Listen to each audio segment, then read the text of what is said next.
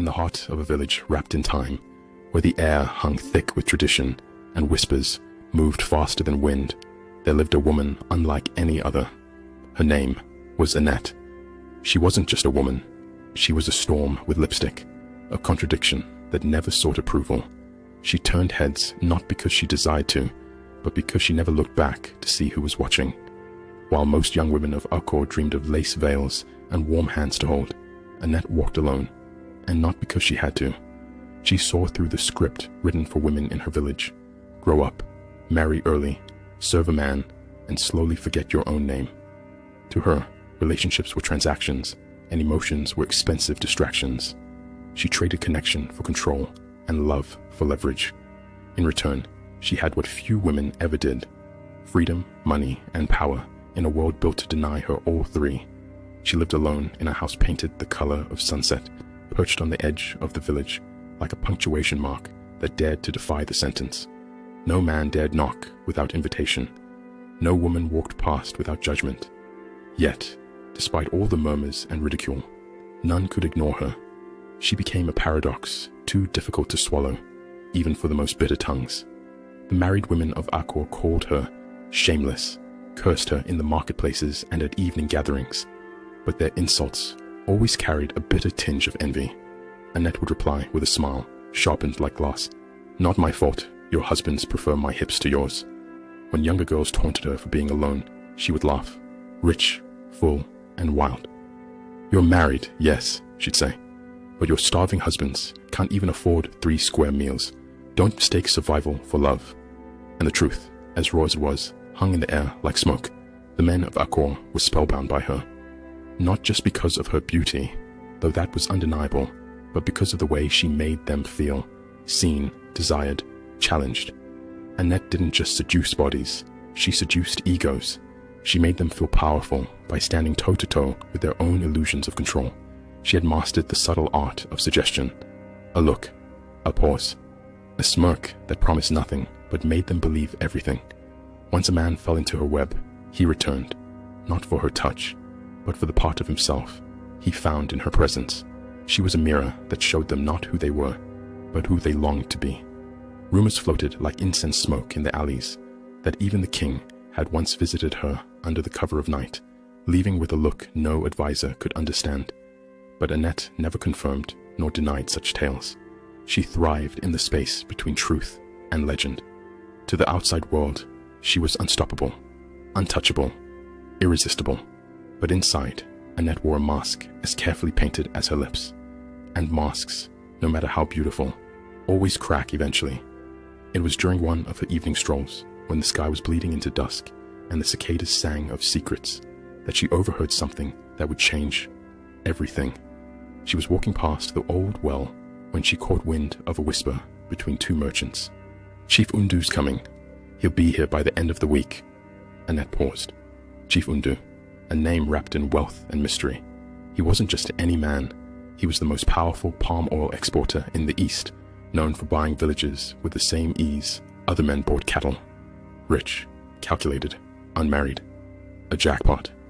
A slow smile curved on Annette's lips, not because she saw love, but because she saw an opportunity. She went home that night and lit every candle in her house. Shadows danced on the walls as she stared into the flame and thought of the possibilities. If she could win over Chief Undu, she could retire this mask. She could disappear somewhere far, where people didn't look at her like a riddle to be solved or a threat to be exiled. It wouldn't be easy. Men like Chief Undu weren't drawn to beauty alone. They were lured by power, mystery, control. They liked to believe they were the hunters, even as they were being hunted. The next morning, before the sun dared rise, Annette began her preparations. She didn't move like someone plotting seduction. She moved like a general preparing for war. She visited her most trusted informants, women who worked in the kitchens of inns, old friends who sold fabrics to palace guards, and one man who owed her a favor too deep to repay. By nightfall, she knew everything: the date of Undu's arrival, where he'd stay, his business purpose in Akor, and most importantly, what kind of women he preferred. With her intel complete, she retreated, not in defeat, but in strategy. For the next few days, she disappeared from the village. During the day, she bathed in milk and honey, crushed rose petals into her bathwater, and slept under linen soaked in lavender. She trained her body, long walks through the hills, to keep her frame lithe and strong. Every evening, she met with her tailor to design dresses that whispered rather than shouted. She rehearsed conversations in her head, perfected glances in the mirror. She became the version of herself that only existed in rare reflections. Annette wasn't just preparing to meet Chief Undu. She was preparing to become unforgettable. The news came to Annette, not like a whisper, but a signal fire. Chief Undu was coming to Akor. He was no ordinary visitor. Word had it, he was the biggest palm nut exporter on the eastern seaboard, a man who controlled not only wealth, but the minds of men who followed him, in business and politics alike. To Annette, he represented more than influence. He was opportunity incarnate, and in her world, opportunities were hunted, not awaited. Annette's instinct sharpened. She'd long ago trained herself to see life not in days or hours, but in moments of leverage. Pivot points where destiny could be bent if only she pressed at the right angle. The chief's visit was precisely that kind of moment. She would need more than beauty for this game. She'd need precision, charm, and meticulous strategy. The stakes were high, and she would play accordingly. That very evening, Annette summoned her closest contacts, an elite circle of informants who traded in whispers and sold truth as currency. By candlelight and shared glances, she gathered details. The chief's arrival was set for 3 days hence. He would stay at the estate of a wealthy merchant near the market square. His business? Negotiating a contract with Akor's local council, a deal worth more than most villagers would earn in a lifetime. Every piece of this puzzle clicked into place in Annette's mind.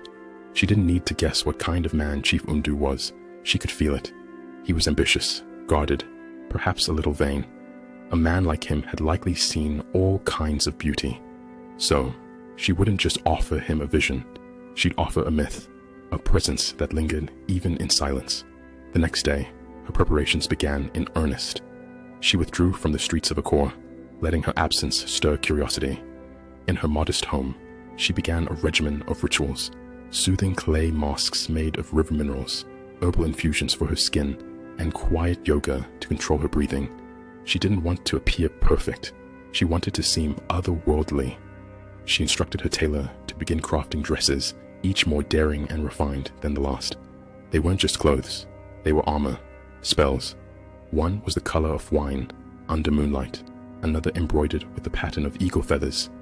Every thread was chosen to evoke stories of distant cities and forbidden passions. She would wear not a dress, but a legend. Her mind worked constantly. In the evenings, she walked along the riverbank, not just for fitness, but for clarity. The wind helped her think. She imagined how their first meeting would go, the moment their eyes locked, the tone she would use, the slight delay in her smile to suggest mystery. She rehearsed silences more than words. On the second evening, she received a scroll wrapped in palm fronds, coded language among the elite of Akor. It contained further intelligence. Chief Undu was unmarried, though not without lovers. He was proud, but liked to be challenged. He distrusted flattery, preferred suggestion. Annette smiled. This wasn't just a conquest. It was a chess match. By the eve of the chief's arrival, the entire village was abuzz.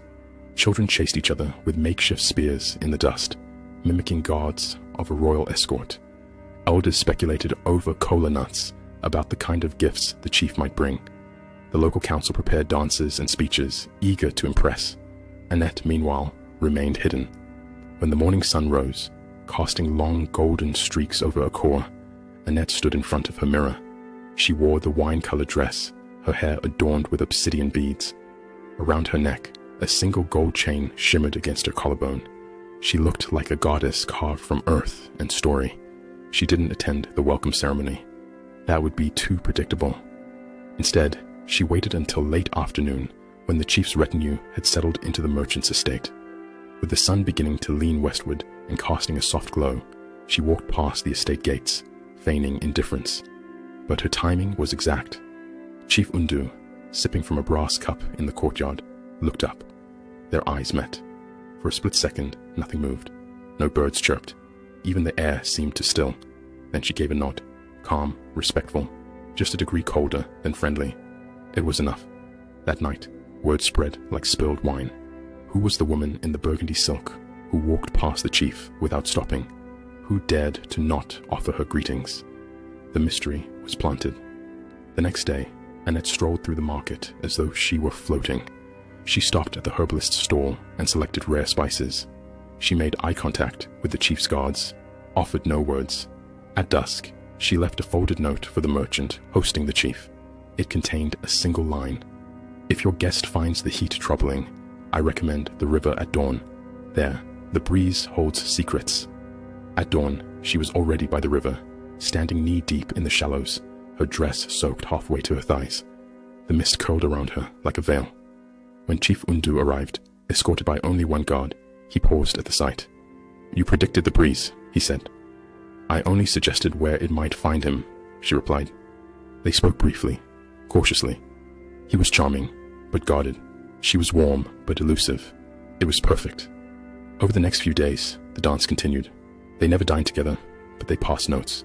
They exchanged glances during the council ceremonies. Once, he sent a carved wooden box to her home. Inside, a single jasmine flower and a note. Even the strong crave softness.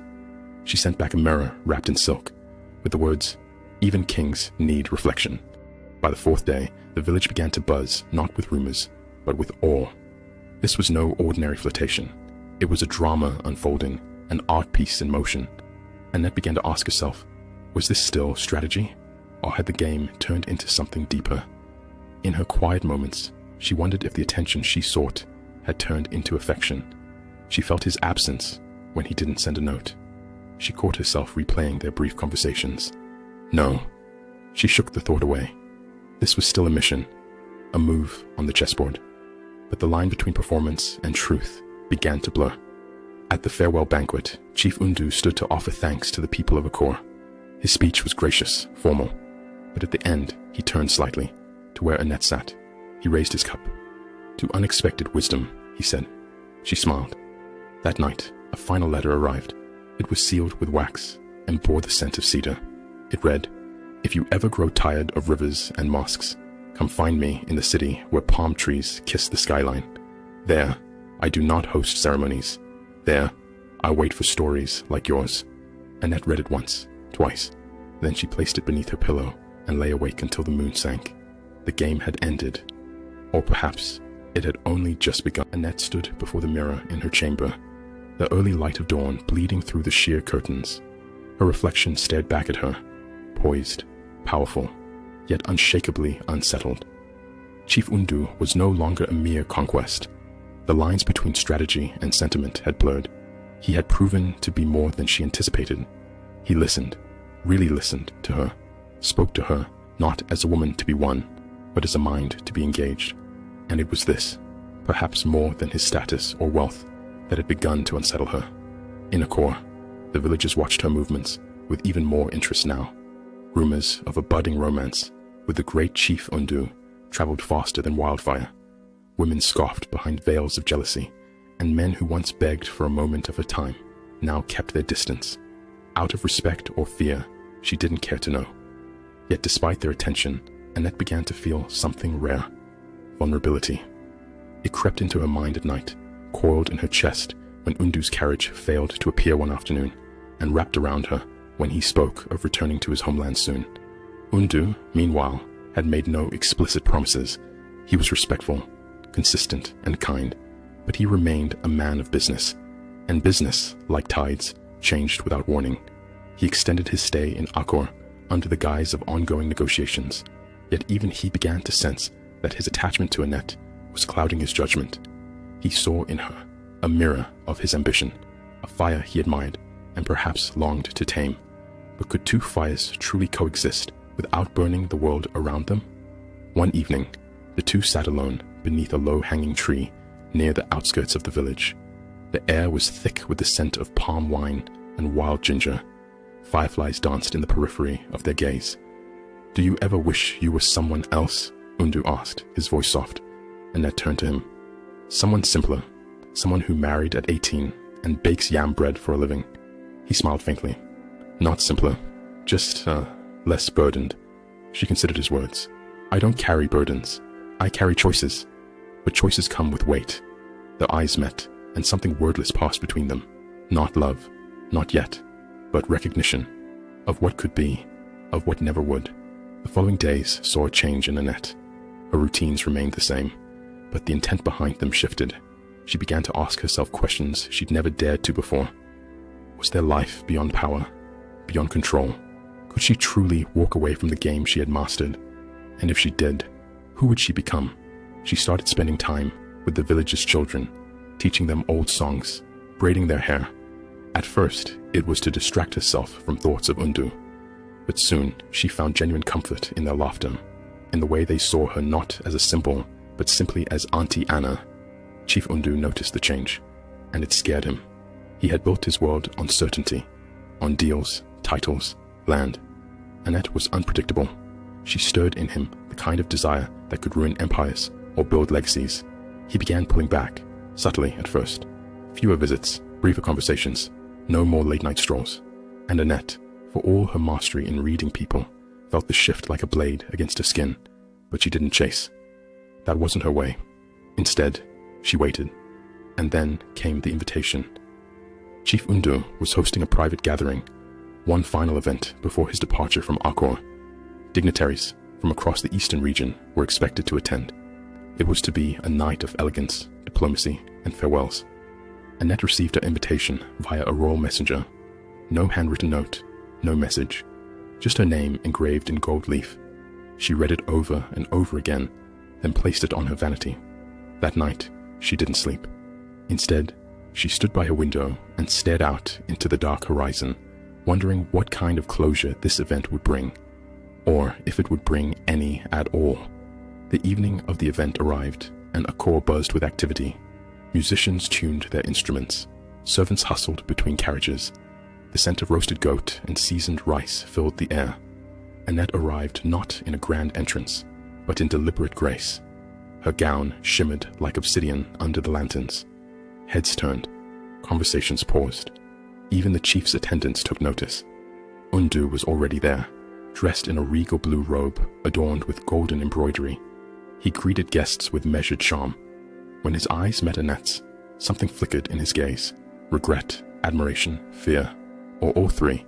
They spoke briefly. Pleasantries, compliments, nothing real. But later in the evening, as the crowd thinned and music softened, Undu approached her alone on the garden terrace. "I leave tomorrow," he said. "I know. I will think of Akor often." She tilted her head. "And of me?" He hesitated. "I'm not the man who can give you what you want." She smiled, a small sad curve of her lips. "Then it's good I never asked for it." And with that, they stood in silence, two rulers of their words, bound by attraction but separated by destiny. As dawn neared, Annette left without a goodbye. She had arrived alone. She would leave the same way. But something within her had changed, and change, once begun, has a way of spreading. The Reckoning Flame. Chapter 1. Ashes in the morning. The first light of dawn spread over Akor like a quiet judgment. In the months that followed Undu's departure, a subtle change had swept through the village. It was as if the air itself had grown heavier, taut with unspoken stories. Annette, once the blazing emblem of fearlessness, was no longer seen walking the market in her silks or striding through the narrow alleys with her intoxicating sway. Her absence created a vacuum, a silence people filled with speculation. But Annette had not vanished. She had retreated to her mother's abandoned hut on the hill, a weather-beaten place encircled by wild hibiscus and overgrown herbs. There, surrounded by silence and the hum of distant life, she lived in a state between reflection and rebellion. Her mirror was no longer her ally. Her beauty, once her sharpest weapon, now felt like a cruel joke. When she stared into her own eyes, she no longer saw seduction or control. She saw questions she couldn't answer. Who had she been loving all these years?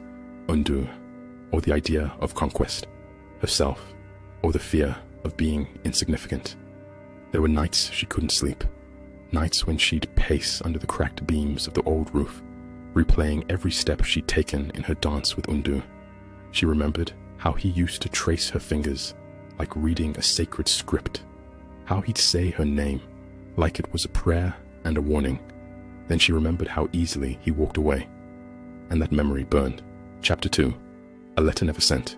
It was during one such restless night that Annette began to write, not with the intention to send, but to say aloud what had festered in silence. To the man who claimed to see me, yet turned away when the light dimmed. Do you remember the hours under the mango tree, where silence spoke louder than promises? I wonder if you understand what it costs a woman like me to believe. I wonder if you even tried. The words flowed from her like confession and curse, pages and pages of what she never dared to say in person. She didn't mail them. She stacked them in a red tin box beneath her bed. Each letter was a shedding of skin, each word a small rebellion against the numbness that had crept into her. The villagers said Annette had gone mad, but madness is often another name for deep awakening. For the first time in years, she had stopped performing. There were no more roles to play, only truths to face. Chapter 3. Women Who Watch the Fire. One afternoon, 2 young girls wandered too close to her hut. They froze when they saw her by the fire pit, barefoot, grinding herbs with a carved stone pestle. But she didn't chase them away. She called them closer and offered them warm palm cake. That's how it started. The hut became a sanctuary for women, not the kind who sought seduction or escape, but the ones burdened with questions and unspoken griefs. Widows, newlyweds with bruised hearts, mothers of runaways. They came with secrets and left with something like breath. Annette listened. She never preached. She shared her story when asked, but never offered it as a lesson, only a lived thing. And something changed in how they saw her. The same woman once whispered about for scandal became a figure of strength, not the brittle kind that conquers, but the kind that survives. Chapter 4. Undu returns. It was nearly a year later when the earth shook again. Word spread that Undu was back in Akor. He was older, leaner. Rumor said he had lost a major shipment in the east, and his name no longer held the weight it once did. When Annette heard, she felt nothing, but fate, or something like it, had not yet finished its story. They met by accident at the stream where villagers fetched water. He was on horseback, she on foot, with a clay pot. Their eyes locked. She didn't flinch. He dismounted slowly. "Annette," he said, almost unsure. She gave him a nod, not a smile. "You look." She tilted her head. "Human." He chuckled nervously. "Changed." "I am." Silence. Then he said the thing that broke the air. "I never stopped thinking of you." Annette studied him. The lines on his face, the vulnerability poorly masked behind bravado. She stepped closer, not seductively, but with clarity. "You didn't come back for me. You came back for who I was. She's not here anymore." His face dropped. "I came to say I'm sorry." "That's not a thing you can say," she replied softly. "It's a thing you have to live." She walked away, the weight of 1,000 days behind her. Chapter 5. Smoke, not fire. The village no longer spoke of Annette as a cautionary tale. Her name became a myth that softened with time. A woman who had burned brightly, scorched herself, and rose differently. She never married, not because she feared love, but because she no longer needed it to define her. She continued to gather women. She taught them how to own silence, how to grieve without apology, how to make a life not just from hope, but from ash. They called her Ma Inyaaka, Mother Who Helps. And sometimes, when the moon was high, you could hear her laugh echo down the hill, unapologetic, whole, and free. The final ember days turned into weeks. The town moved on, as it always did, leaving behind only whispers of what had been. But for Annette, the reckoning had only just begun. In the quiet aftermath of the confrontation, her world shrank. Gone were the silk dresses, the smoky glances, the echoes of laughter that once followed her like a loyal shadow. What remained was silence, an unflinching, austere kind that demanded she face herself, without seduction or pretense. She stayed indoors mostly, retreating to a small weathered room behind the village's oldest seamstress, Madame Ole, who offered her shelter without judgment. Madame never asked questions. She simply handed her thread and cloth and said, "Let your hands remember how to create." Annette spent hours stitching, mending, embroidering. As her fingers moved, so did her memories. The embroidery became a confessional tapestry, each rose a regret, each thorn a memory, each line a choice that had brought her to this moment. A new kind of influence. Women began to visit her, not for beauty secrets or gossip, but for guidance. They came in hushed pairs or alone at twilight, not seeking seduction lessons, but asking, how do I survive heartbreak? How do I live for myself again? Annette never claimed wisdom. She offered them tea and silence, and eventually stories. Her stories, not of conquest, but of pain, of waking up hollow and surviving it. The stories spread, and so did a new kind of power, quieter, deeper, the kind rooted in truth. She began to teach the girls how to mend, how to sew, how to listen. No longer the icon of desirability, she had become something more formidable, a symbol of resilience. A visitor from the past. One rainy afternoon, as thunder cracked over the village hills, a figure appeared at her door. Chief Undu. He looked older, wearier, his pride shaved down by time. The fire in his eyes was dimmer, but not gone. I never told you the truth, he said, standing at the threshold soaked and uninvited. About why I left, about what I feared. Annette didn't move. She didn't need to. Her silence compelled him to speak. I thought loving you meant losing control, and I wasn't ready to be that man. Vulnerable, seen. She looked at him then, not as a lover or betrayer, but as a man shaped by fear, as she had once been shaped by pride. I don't hate you, she said softly, but I no longer need you. Undu nodded, the words hitting harder than any insult. He left without a reply. The mirror of self, that night, Annette sat before a broken mirror she had once thrown in a fit of rage. The cracks distorted her face into jagged mosaics, and yet, for the first time, she saw not fragments, but wholeness. She had been powerful as a seductress, but she was radiant now in her reclamation. Her beauty no longer sought validation. It was born of truth, grief, and survival. The reclamation ceremony. Weeks later, the women of Akor held a celebration, not for Annette, but for themselves. They called it the reclamation ceremony. Each woman came forward, sharing stories of loss, resilience, and rediscovery. They lit lanterns, one for each wound turned wisdom. When it was Annette's turn, she said only this: I once thought power meant being wanted. Now I know power is knowing who I am without needing to be chosen. The women cheered. Some wept. The fire danced higher.